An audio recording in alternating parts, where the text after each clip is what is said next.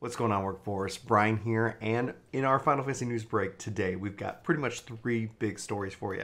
Valentine's Day, which starts on the 31st. We're going to go over some of the patch notes and hot fixes that happened just this week, as well as finally the Paris FanFest stage event and schedule with times posted. And if you guys are anywhere in North America, you're going to be getting up early. So if you're watching us, watching it with us live this this coming Saturday, we can get some coffee. It's going to be pretty early, but we're going to break it all down for you right here, right now.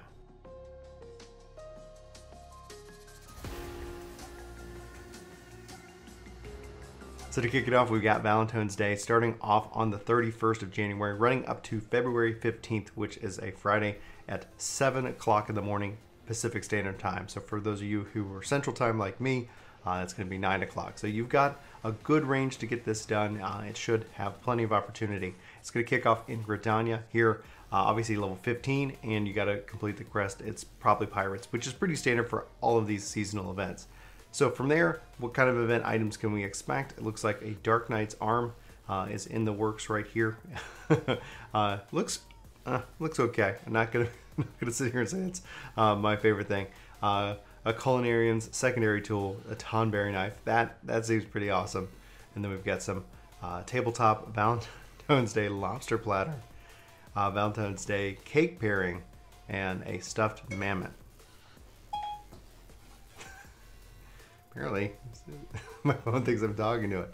All right, so update time. Now, if you guys haven't been aware, Blue Mage and the Chocobo companion system was amazing. Like, the experience was flowing like crazy. It was a great time to be in the onion market for the fairy and onions to get them to increase the level cap. But for the most part, let's go ahead and take a look at what has changed. So they say the following adjustments have been made to companions.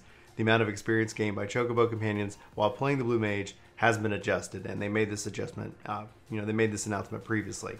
But what they've also done is the amount of experience gained by the companions when playing as classes other than the Blue Mage has been increased to that match of the Blue Mage. So that's going to be evened out, and that's really exciting. I'm happy to see that.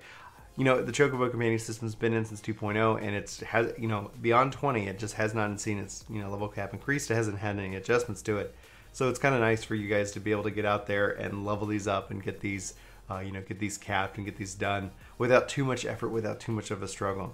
A couple other changes like the Mind Blast and Glower for Blue Mage are going to be now guaranteed to be learned when running the dungeon. I think a lot of people could get kind of stuck or caught on those, and namely because these are also quest spells that you need to continue the story, and that also you have to you can't learn out in the open world, and so you would end up, and we did these several times before finally learning them. So as somebody who did it I guess the harder way, this is actually, I think, a good change for the ones that are specific, especially to the story, to advance. I think that's a good change, because especially with these primal ones, they're plenty difficult, so there's no real reason to adjust that.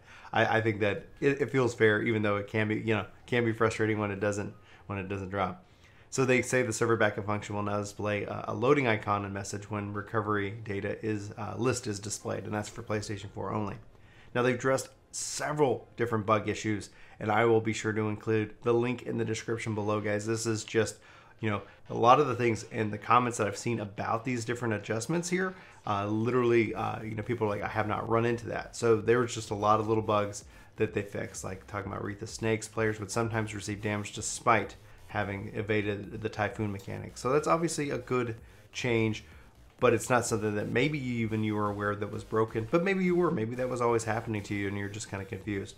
So those are listed here. And guys, check the description below, or probably a pinned comment at the top for the links to all of these articles as well. And finally, yes, the thing I needed to know, like what time am I waking up? The stage schedule, you can watch the event live on Twitch. In this case, you got Saturday, February 2nd, the keynote address by Yoshi P, 1 a.m. to 2:45 a.m. This is in Pacific Standard Time. So if you're Central Time like me, that's going to be 3 in the morning and beyond.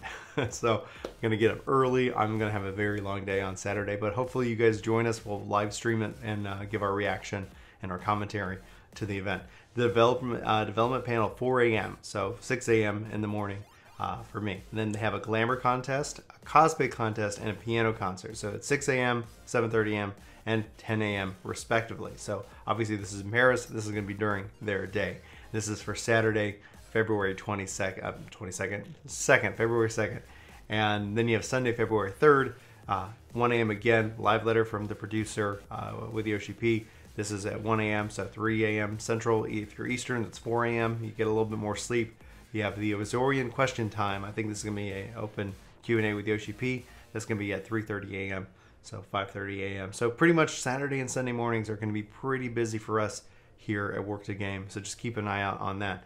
Glamour contest results. Then at 5:30 a.m. they've got the Feast Regional Championship European Finals, and then they have the Primals live concert at 9:30 a.m. Now, I do believe that this is, they say it's not going to be broadcast for the Primals concert, so everything else you should be able to enjoy. The piano concert also will not be broadcast. So as far as it goes, I think that kind of the highlights obviously are keynote. This is where we're going to see maybe more of the trailer. Maybe we're going to see, you know, the actual announcement of what the next job is. I'd love to know what you guys are thinking. Are they going to go with the gun mage or the sword gun sword? I don't even know why I'm gun mage. I'm harking back to Final Fantasy X too.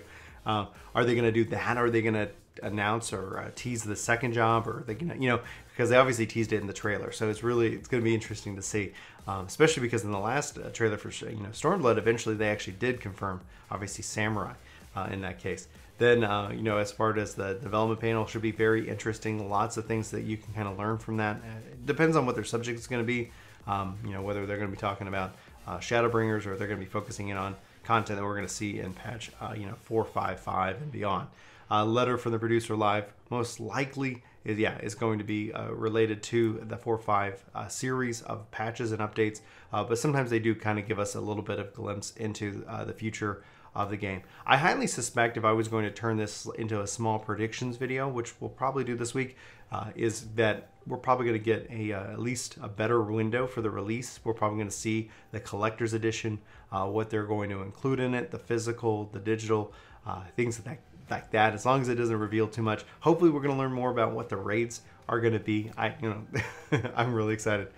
So that's a lot. That's going to be a lot of the 5.0 stuff is going to be heavily focused in on Saturday, and then they'll have it sprinkled throughout that. I think also hopefully they'll be able to get some good questions for the Azorian question time and see what is happening. Guys, I'd love to know what you're thinking, what you're feeling, what you're looking forward to with Shadowbringers, what you're hoping that they announce at this FanFest. I'd love to just get an idea of where you are in the game and in the story. A lot of people also, before we wrap up this episode, a lot of people have been asking kind of like, well, you know, if I'm starting, what should I do?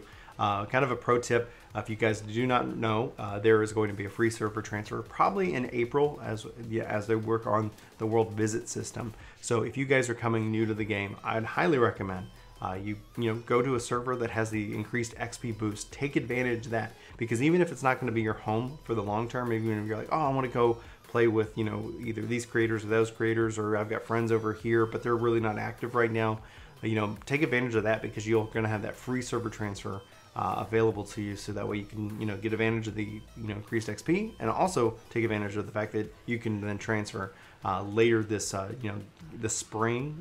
We'll say it should be a good strength, a good opportunity for you. Anyway, I'm going to wrap this up. I hope you guys have a terrific day. My name's Brian, and this is Work To Game. I'll talk to you guys soon. And I totally am like butchering this exit, so we're just going to go ahead and end it right there. Hey, it's me. It's been a while since I talked to you guys direct like this way, but don't tell anybody. We've got even more epic content planned for this channel. The response has been incredible. We hope to see you. If you're new, hit subscribe, leave us a comment. I'd like to talk to you more about video games. I can't seem to speak my language. All right.